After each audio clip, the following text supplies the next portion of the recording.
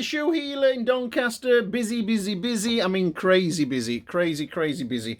And somebody's brought us for stretching, and we're just having a look at them. And what we've noticed on that, just show that leather on there. Look, you see, I'm looking at the leather here. Just hold that shoe and just flex it slowly there. Look, you see, that's not great leather in this church, and you can see a little bit what's probably a vein line in the leather right on the vamp there. It's a very important part, and it's not that it's been worn. There again, look, you see that marks in the leather. Look, you see, that's just, you wouldn't expect to see that in this beautiful church's shoe that would have cost a fortune. And that vein line there, can you see the vein line there? Yeah, and that's, get the camera to focus on it, yeah, there, and it also runs, yeah, that's it as well, you know.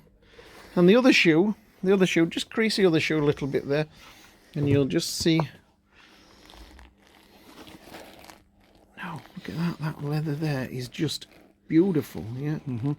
Absolutely. So that is, you know, we just what we're saying about the stitching around it as well. Just, it's not.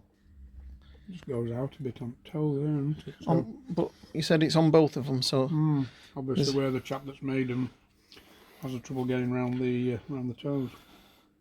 But what a stunning shoe, you know, and the price of that shoe will be outrageous. Now we thought, seeing that little mark there, that would have been a sub. So we've looked underneath and we've looked all around them, and we can't see that it's a sub. It's got this little sticker on there. I don't think they are. No, and if that's a first, then, you know, you just don't see this normally on a church's shoe. Unless it is a second, but this shoe is still beautiful, and you know, if the customer's got these at the right price, and when I say the right price, full price on that might be getting over £700.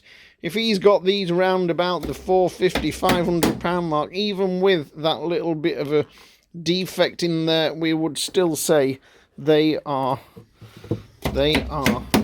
gorgeous, absolutely gorgeous. But, you know, just something there, you know, if you saw that on a Loke or a Barker, you probably wouldn't mention it. But if you see it on a church's without them being stamped as a sub, not good, but it's the first we've seen in such a long time.